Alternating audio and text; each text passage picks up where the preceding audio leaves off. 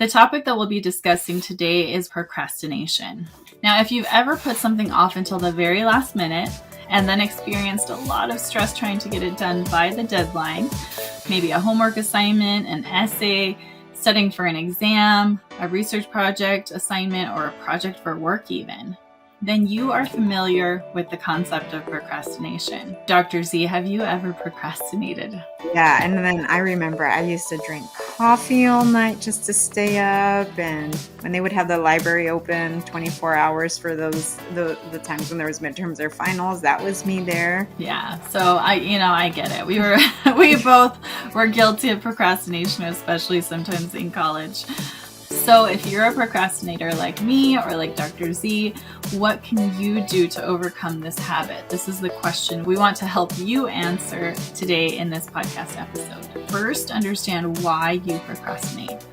Okay, reason number 1, you have low confidence in your ability to succeed. One of the major reasons many people procrastinate is because deep down, they don't believe they have what it takes to be successful. Let's pretend you're taking a physics class.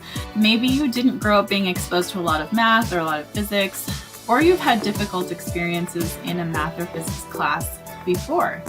Your subconscious belief or conscious belief may be that you're not cut out for physics, and you will probably struggle and just barely pass the class.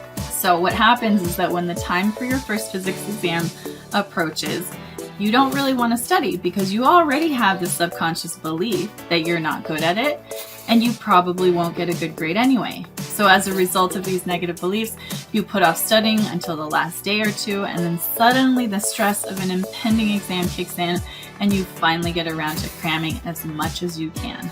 Since cramming is not the most effective way to retain information, you end up getting a C or lower or something around there on your exam.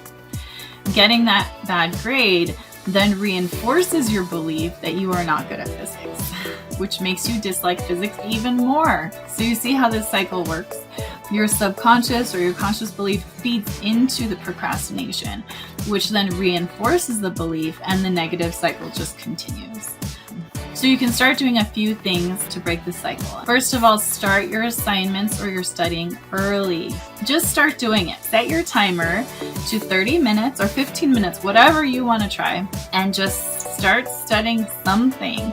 Another thing you can do is break your task into smaller tasks that are doable in a short amount of time, and they don't feel overwhelming.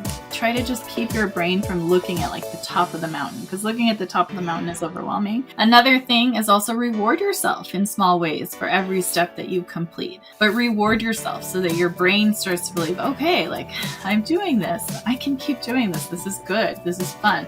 This is doable. And then lastly, start to practice positive affirmations and even visualizations about the task that you have to do. If your brain tends to tell you, ugh, I hate writing papers, every time you have to sit down to write a paper, force your mind to come up with one thing that you actually like about writing papers.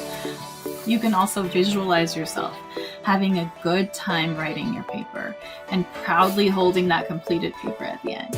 Positive affirmations and visualizations can have incredible effects on your attitude and your experience, especially if you practice them over and over again over time.